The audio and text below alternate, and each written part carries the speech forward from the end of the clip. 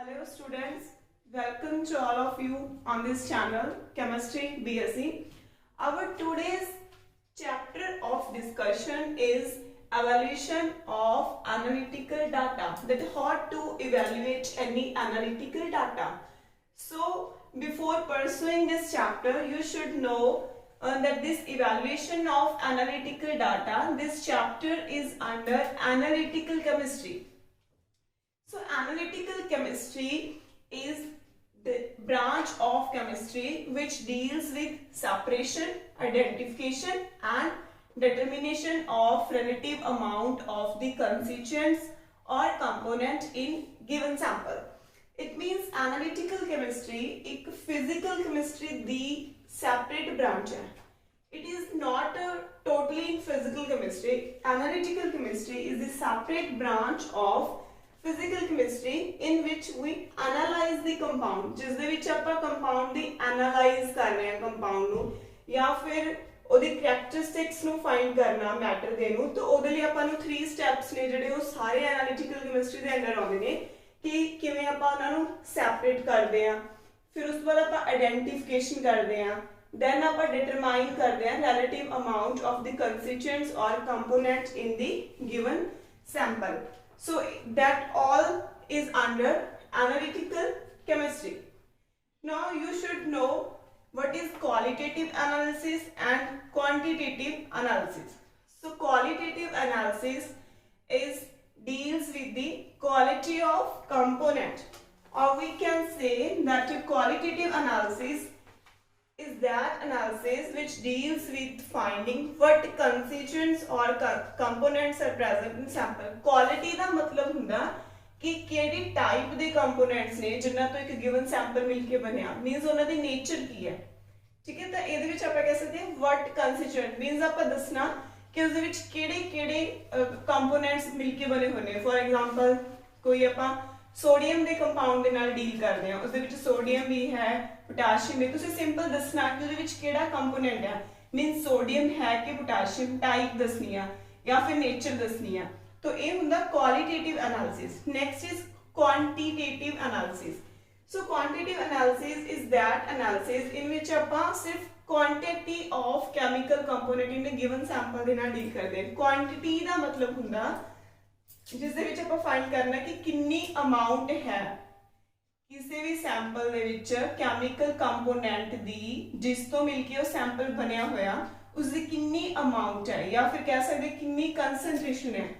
So quantitative analysis deals with the determination of how much of chemical components, मतलब how much का मतलब की होगा कि कितनी अमाउंट है।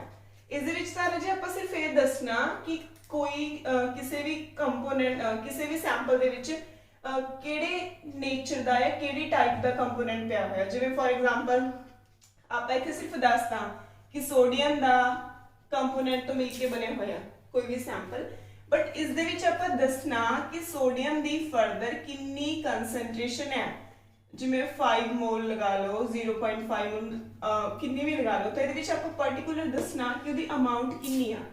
So this is quantitative analysis. So basically analytical chemistry de vich we deals with this quantitative analysis, and this qualitative analysis is used in inorganic and organic chemistry, because ਤੁਸੀਂ ਦੇਖਿਆ ਹੋਗਾ organic chemistry ਦੇ ਵਿੱਚ ਆਪਾਂ ਦੱਸਦੇ ਆਂ ਵੀ ਕਿਸੇ ਵੀ chemical compound ਦੇ ਵਿੱਚ ਕਿਹੜਾ functional group ਲੱਗਿਆ ਹੋਇਆ, ਤੇ ਇਨਆਰਗੈਨਿਕ ਦੇ ਵਿੱਚ ਆਪਾਂ ਦੱਸਣਾ ਜਿਵੇਂ ਮਿਨਰਲਸ ਵਗੈਰਾ, ਉਹਦੇ ਵਿੱਚ ਆਪਾਂ ਦੱਸਦੇ ਆ ਕਿਸੇ ਐਲੀਮੈਂਟ ਦਾ ਮਤਲਬ ਕਿਹੜੀ ਕੈਟਾਗਰੀ ਹੈ ਕਿਹੜਾ ਐਲੀਮੈਂਟ ਹੈ। ਸੋ ਇਹਦੀ ਐਪਲੀਕੇਸ਼ਨ ਹੈਗੀ ਹੈ ਇਨਆਰਗੈਨਿਕ ਤੇ ਆਰਗੈਨਿਕ ਕੈਮਿਸਟਰੀ ਦੇ ਵਿੱਚ, ਐਂਡ ਜੋ ਕੁਆਂਟੀਟਿਵ ਐਨਾਲਿਸਿਸ ਹੈ ਉਹਦੀ ਐਪਲੀਕੇਸ਼ਨ ਹੈ ਐਨਾਲਿਟਿਕਲ ਕੈਮਿਸਟਰੀ ਦੇ ਵਿੱਚ, ਐਂਡ ਐਨਾਲਿਟਿਕਲ ਕੈਮਿਸਟਰੀ ਆਉਂਦੀ ਹੈ ਫਿਜ਼ੀਕਲ ਕੈਮਿਸਟਰੀ ਦੇ ਵਿੱਚ। ਸੋ ਇਸ ਦੇ ਵਿੱਚ ਆਪਾਂ ਐਨਾਲਿਟਿਕਲ ਕੈਮਿਸਟਰੀ ਦੇ ਵਿੱਚ ਬੇਸਿਕਲੀ ਆਪਾਂ ਕੀ ਕਰਦੇ ਆ, ਆਪਾਂ ਪਹਿਲਾਂ ਕੋਈ ਵੀ किसी भी सैंपल दे विच अगर आपां ओहदे फाइंड करना कि ओहदे विच किहड़े कैरेक्टरिस्टिक्स होणगे, मतलब ओहनूं आपां किवें सैपरेट आइडेंटिफाई डिटरमाइन करना, ओहदे लई आपां नूं एक्सपैरीमेंटल मेजरमेंट चाहीदी आ, आपां नूं कोई इंस्ट्रूमेंट चाहीदा जिहदे नाल आपां मेजर करांगे किसी भी सैंपल दे लई ਉਸ ਤੋਂ ਬਾਅਦ ਜਦੋਂ ਆਪਾਂ ਉਹਨੂੰ ਮੇਜ਼ਰਮੈਂਟ ਕਰਾਂਗੇ ਆਫਟਰ ਐਕਸਪੈਰੀਮੈਂਟਲ ਮੇਜ਼ਰਮੈਂਟਸ ਉਹਦੇ ਰਿਜ਼ਲਟਸ ਆਉਣਗੇ ਆਬਵੀਅਸਲੀ, ਠੀਕ ਹੈ। ਹੁਣ ਜਦੋਂ ਉਹਦੇ ਰਿਜ਼ਲਟਸ ਆਉਣਗੇ ਤਾਂ ਰਿਜ਼ਲਟਸ ਦੇ ਵਿੱਚ ਕੀ ਆ, ਰਿਜ਼ਲਟਸ ਦੇ ਵਿੱਚ ਕੁਝ ਐਰਰ ਵੀ ਆ ਸਕਦੇ ਨੇ, ਮੀਨਸ ਤੁਹਾਡਾ ਰਿਜ਼ਲਟ ਹੈ ਬਿਲਕੁਲ ਸਹੀ ਨਹੀਂ ਆਊਗੀ ਤਾਂ ਉਹਦੇ ਵਿੱਚ ਕੀ ਆਉਣਗੇ, ਐਰਰ ਵੀ ਹੋ ਸਕਦੇ ਨੇ। ਆਪਾਂ ਮਤਲਬ ਇਹ ਸਭ ਚੀਜ਼ਾਂ ਸਟੱਡੀ ਕਰਨੀਆਂ ਨੇ ਦਿਸ ਚੈਪਟਰ ਦੇ ਵਿੱਚ, that is evolution of analytical data. ਵੀ ਉਸ ਦੇ ਵਿੱਚ ਰਿਜ਼ਲਟਸ ਜਿਹੜੇ ਐਰਰਸ ਨੇ ਆਪਾਂ ਮੇਨਲੀ ਇਹ ਸਟੱਡੀ ਕਰਨਾ ਵੀ ਐਰਰਸ ਕੀ ਹੁੰਦੀਆਂ ਨੇ, ਫਿਰ ਟਾਈਪਸ ਆਫ ਐਰਰ, ਕਿੰਨੇ ਟਾਈਪ ਦੇ ਐਰਰ ਹੁੰਦੇ ਨੇ, ਉਸ ਤੋਂ ਬਾਅਦ ਆਪਾਂ ਐਰਰਸ ਨੂੰ ਕਿਵੇਂ ਘਟਾ ਸਕਦੇ ਹਾਂ, minimization of error. And next is accuracy and precision. So ਇਹ ਬਹੁਤ ਜਿਹੜਾ इंपॉर्टेंट है, बहुत समझने वाला जरा चैप्टर है, that is evaluation of analytical data. Next we pursue with the topic that is accuracy and precision.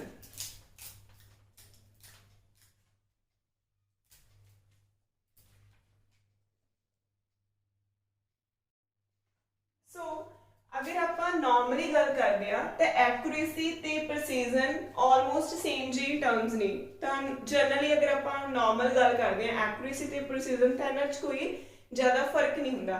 But analytical chemistry दे विच की आ, जदों आप किसी भी एक्सपैरीमेंट कोई भी एक्सपैरीमेंट करते हैं तो उस टाइम एक्यूरेसी ते प्रिसीजन दे विच की हुंदा, डिफरेंस हुंदा। सो इहदे बारे आप देखते हैं कि किदां डिफरेंस हुंदा। नैक्सट एक्यूरेसी, किसी भी एक्सपैरीमेंट दे विच जदों आपां मेजरमेंट करते हैं तो उहदे विच एक्यूरेसी कदों आउंदी है, जदों दे रिजल्ट्स की होण एक्यूरेट होण, जदों रिजल्ट्स की होण एक्यूरेट होण। हुण जदों आपां कोई भी मेजरमेंट करते हैं तो एक जनरली आपां गल करते हैं जदों कोई आपां उवें दी मेजरमेंट करते हैं जिहदे विच एग्जैक्ट नंबर्स होण। फॉर एग्जाम्पल जदों आपां टेबल्स नूं काउंट करते हैं या चेयर्स नूं काउंट करते हैं, जिवें अपने सामने चेयर्स पईआं तो आपां ईजिली दस सकते हैं भी नंबर ऑफ चेयर्स कितनियां ने, 4 ने। सो इसका मतलब उत्थे की है, डेफिनेट क्वांटिटी है, तो उत्थे जिहड़े रिजल्ट्स ने वो नोन होणगे with absolute accuracy. Absolute accuracy का मतलब की है 100% एक्यूरेसी। जिवें अगर तुहानूं कोई पूछे कि 1 मिनट दे विच कितने सेकंड ने तो आपां ईजिली कह देंगे 60 सेकंड ने, बिकॉज उत्थे की है एब्सोल्यूट एक्यूरेसी है रिजल्ट्स दे विच।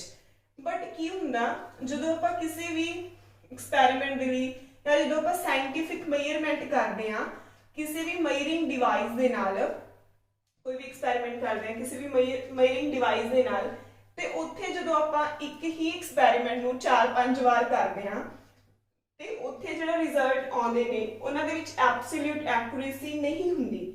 तां उत्थे जिहड़ी एक्यूरेसी हुंदी है वो 2 फैक्टर्स ते डिपेंड करदी है। पहला तो depend करूगी the accuracy of the measuring device, मतलब ਜਿਹੜੇ डिवाइस ਦੇ ਨਾਲ ਆਪਾਂ एक्सपैरीमेंट कर रहे हैं ਉਹ डिवाइस ਦੇ ਵਿੱਚ accuracy ਹੈਗੀ ਆ ਕਿ ਨਹੀਂ।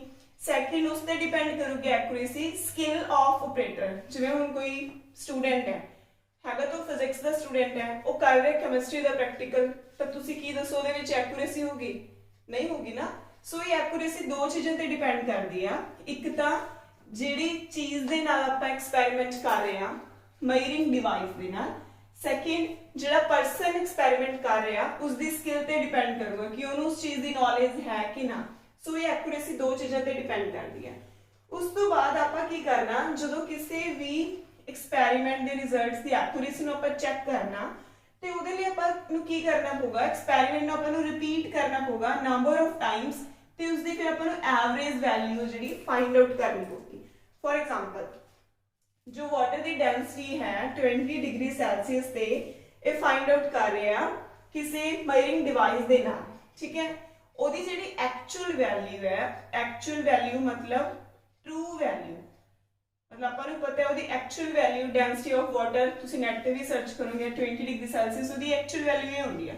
बट जदों आपां डेंसिटी ऑफ वाटर नूं मेजर करदे हां तो जो फर्स्ट एक्सपैरीमेंट के मेजर करते हैं या सैकेंड एक्सपैरीमेंट के मेजर करते हैं तो उहदियां 2 वैल्यूज आ रही हैं 0.994 ते 0.997, मतलब 2 डिफरेंट। आप ही कह रहे ना भी अपन एक्यूरेसी चेक करेंगे, आप एक्सपैरीमेंट को रिपीट करेंगे नंबर ऑफ टाइम्स के नाल, तो इत्थे भी अपने एक्सपैरीमेंट की डेंसिटी ऑफ वाटर, तो इत्थे आप रिपीट किया 2 टाइम्स।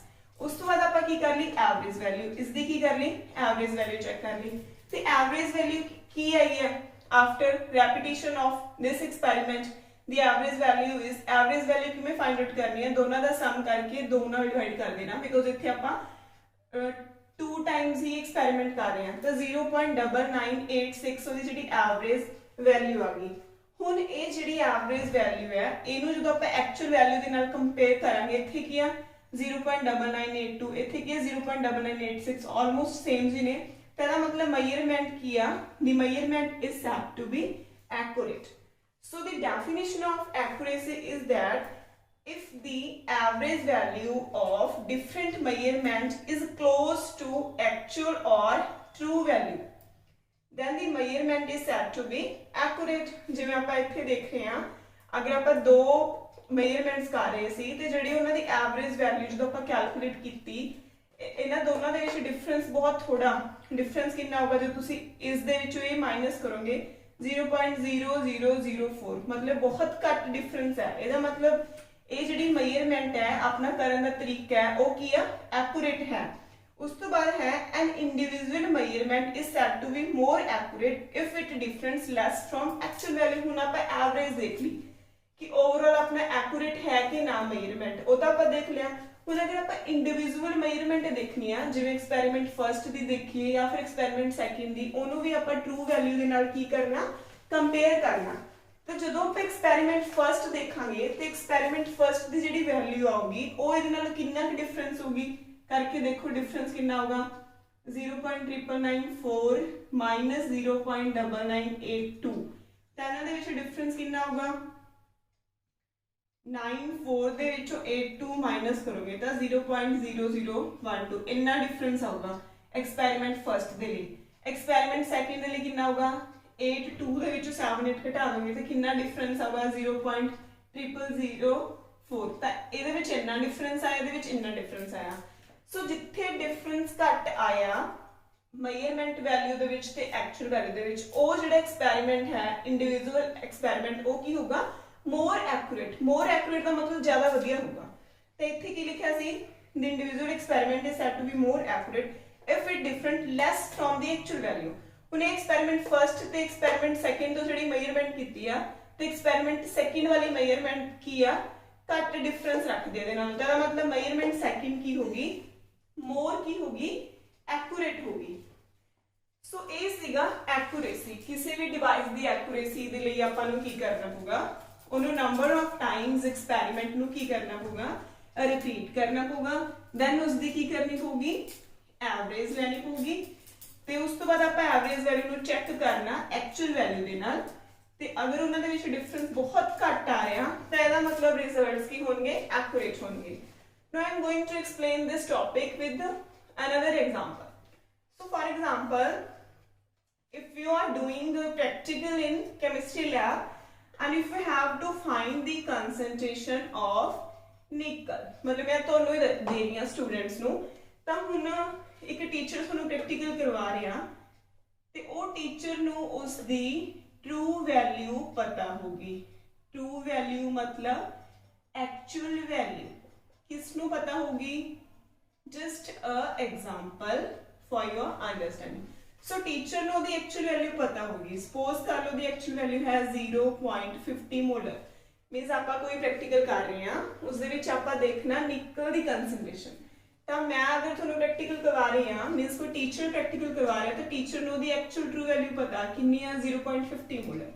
ਨਾਓ ਹੁਣ ਤੁਸੀਂ different students, for example A student, B student, C, D, E, F, ਇਹ ਸਾਰੇ ਅਲੱਗ-ਅਲੱਗ ਸਟੂਡੈਂਟ ਹੈ, ਇਹ ਸਾਰੇ ਸੇਮ ਪ੍ਰੈਕਟੀਕਲ ਕਰ ਰਹੇ ਆ।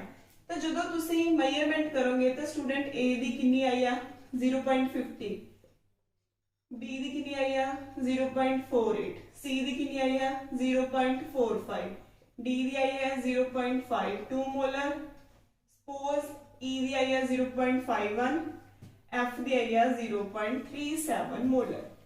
नो अगर तुसी हुणे दी एवरेज वैल्यू देखोगे, एवरेज वैल्यू का मतलब क्या, A plus B plus C plus D plus E plus F, ये 6 ने ना, तो इन्हां दी वैल्यूज दा सम करो, उन्होंने 6 दे नाल डिवाइड करो। 6 मतलब की है नंबर ऑफ ऑब्जर्वेशन या number of measurements by different students. तो इसका मीन देखना तुसी, हुण इसका जिहड़ा मीन है वो की आऊगा, कैलकुलेट करके देखना। वैसे सपोज कर लो मीन कितना आ गया 0.51 ले लो। दिस इज टोटली सपोजिशन, क्योंकि मैं हुण कैलकुलेट नहीं कर रही, बहुत टाइम वेस्ट हो जाना। तो हुण जे ये एक्सपैरीमेंट का मीन एन आ गया। हुण इहदा जदों आपां मीन देखिया, उहनूं आपां कंपेयर कीता ट्रू वैल्यू दे नाल, तो डिफरेंस कितना आया 0.01 मोलर। तो बहुत की घट डिफरेंस है। ਇਹਦਾ मतलब अपनी मेजरमेंट किया एक्यूरेट है। So this measurement is accurate. Okay. Now, if we compare the result of individual students, तो आपा देखना भी केड़े students का result किया ज़्यादा accurate है। तो तुसी easily देख सकते हो। हुण अगर आपा A student का result देखिए, तो A student का result ते true value का result की ने देखो बिल्कुल same ने। So A जिहड़ा student है उसका जिहड़ा result है वो की होगा more accurate। more accurate का मतलब जिस दे विच एरर की होगा घट होगा, बिकॉज तुसी देख रहे हो ना जो एक्चुअल वैल्यू है वही उन्हें एक्सपेरिमेंटली फाइंड आउट की ए स्टूडेंट ने। सो दा रिजल्ट की हो गया मोर एक्यूरेट हो गया। हुण आपां स्टूडेंट बी दा देखदे हां। बी दे स्टूडेंट दे विच 0.48 आया, टीचर दे विच की आ 0.50। ਇਹਦਾ मतलब बी वाले स्टूडेंट दे एक्सपेरिमेंट करन दे विच कुछ की आ गया एरर आ गया। सिमिलरली सी वाले स्टूडेंट दे विच भी कुछ एरर आउ, डी वाले दे विच आऊगा। हुण एरर भी डिपेंड करदा भी केड़ियां वैल्यूज आ रही। 0.50 इत्थे 0.45 मतलब 5 0.05 वैल्यू घट गई, तो मतलब एरर की हो गया नेगेटिव। इत्थे 0.50 इत्थे 0.52, ਇਹਦਾ मतलब एरर की हो गया पॉजिटिव, इत्थे भी एरर की हो गया पॉजिटिव। सो ये जस्ट अज मैं एग्जांपल दे रही हूं ताकि ਤੁਹਾਨੂੰ ਈਜ਼ੀਲੀ ਇਹ ਵਾਲਾ ਕਨਸੈਪਟ ਜਿਹੜਾ ਉਹ ਕਲੀਅਰ ਹੋ ਜਾਏ। Now focus on this student F। F student की वैल्यू कितनी आई है 0.37 मोलर। सो 0.37 ते 0.50 दे विच तां की है बहुत ज़्यादा डिफरेंस है। इस करके स्टूडेंट F जिहड़ा ओहदे जिहड़े रिजल्ट्स होंगे दे आर नॉट एक्यूरेट। सो ये की है एक्यूरेट नहीं होंगे। जनरली की हुंदा अगर 0.05 दा जिहड़ा डिफरेंस आ जांदा, मतलब अगर ट्रू वैल्यू ते मेजर जिहड़ियां वैल्यूज ने उन्हां दे विच इन्ना क डिफरेंस होवे तां ओह वाला जिहड़ा की हुंदा एरर अलाउड हुंदा, परमिसिबल एरर हुंदा। ठीक है। सो इत्थों की हैगा अगर डिफरेंट मेजरमेंट जिहड़ियां स्टूडेंट्स कर रहे ने वो टीचर दी मेजरमेंट दे नाल मैच हो जांदियां ने, ते अगर ओहदी एवरेज वैल्यू ट्रू वैल्यू दे नाल क्लोज हो जांदी है, दैन उन्हां दे जिहड़ा मैथड है एक्सपेरिमेंट करने का या उन्होंने जिहड़े रिजल्ट्स ने वो की होंगे एक्यूरेट होंगे। यदि वैसे एवरेज वैल्यू तुसी कैलकुलेट करके देख लियो कि कितनी आऊगी।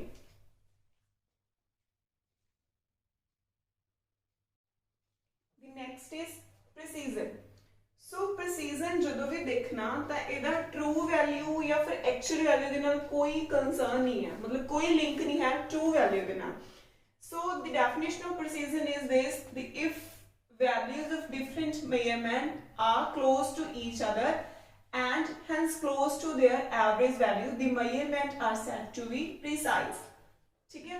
इस दे विच की है जदों कोई एक्सपेरिमेंट करदे आ, अगर ओदियां फॉर एग्जांपल आप एक्सपेरिमेंट कर रहे हैं तो ओदियां जिहड़ी इंडिविजुअल जिहड़ियां मेजरमेंट्स ने वो एक दूसरे दे क्लोज ने, जिवें 0.49 ते 0.52 0.51 ये सारियां ऑलमोस्ट क्लोज ने।